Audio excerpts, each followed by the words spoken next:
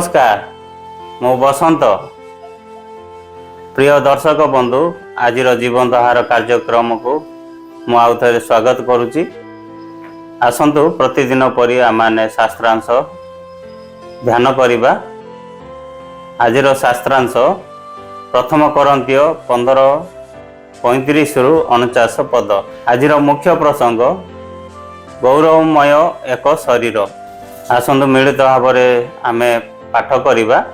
किंतु केही कहबो मृत माने किपरि उत्थित हुअंती, कि प्रकार शरीर रे सेमाने आसंती। हे निर्बोध, तुमे निजे जहा बुण ता नमले सजीव हुए नाही। आउ जो शरीर हेबो ता तुमे बुण नाही, किंतु गम हो बा अन्य कौनसी शस्य हो ता केवल दाना मात्र। किंतु ईश्वर अपना इच्छा अनुसार ताहाकु शरीर दियंती। आउ समस्त बीज मध्यरु प्रत्येक को ताहार निज शरीर दियंती। समस्त शरीर एक प्रकार शरीर नुहे, मात्र मनुष्य मानक एक प्रकार शरीर, पशु मानकर अन्य प्रकार शरीर, पुणी पक्षी मानकर आउ एक प्रकार शरीर और माछ मानकर अन्य प्रकार शरीर। आकाशस्थ शरीर अछि, पृथ्वीस्थ शरीर मध्य अछि, किंतु आकाशस्थ शरीरर एक प्रकार तेज आउ पृथ्वीस्थ शरीरर अन्य प्रकार तेज। सूर्यर एक प्रकार तेज, चंद्रर अन्य प्रकार तेज, नक्षत्रमालार अन्य प्रकार तेज। कारण तेजरे गोटे नक्षत्र अन्य नक्षत्र ठारू भिन्न। मृत मानकर पुनरुत्थान मध्य सेही प्रकार। क्षय बुणा जाए अक्षय होई उत्थित हुए, अनादर रे बुणा जाए गौरवान्वित होई उत्थित हुए, दुर्बलतार बुणा जाए सबल होई उत्थित हुए। प्राकृतिक शरीर बुणा जाए आत्मिक शरीर उत्थित हुए। यदि प्राकृतिक शरीर अछि तेबे आत्मिक शरीर सुधा अछि।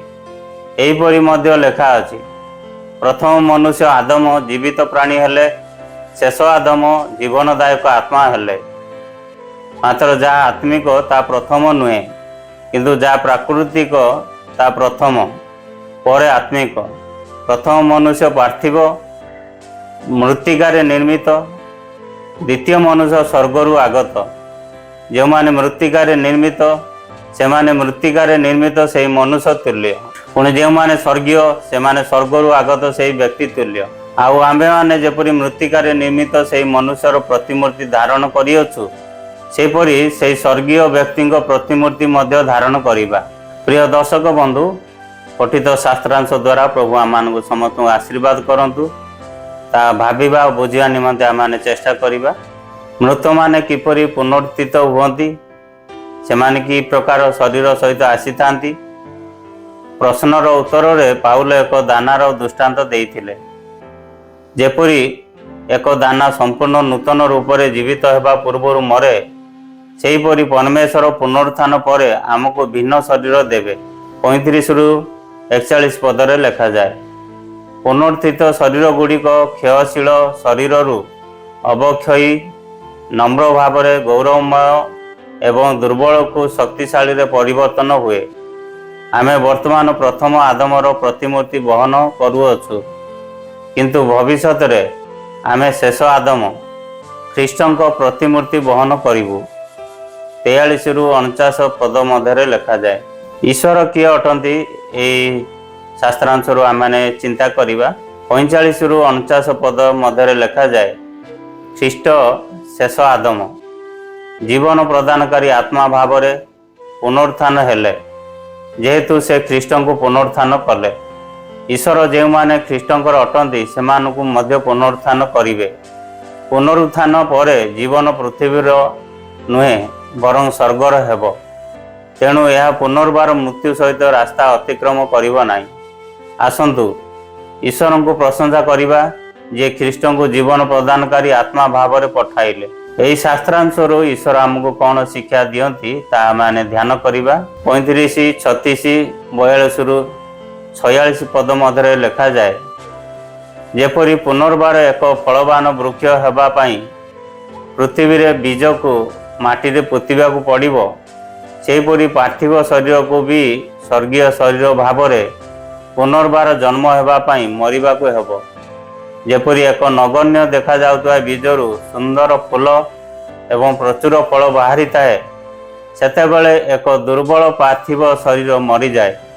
ତାହା ଏପରି ଭାବରେ ପୁନର୍ବାର ଜନ୍ମ ହେବ, ଯାହା ଶବ୍ଦ ବାହାରେ ମହିମାମୟ ହୋଇ ଉଠିବ।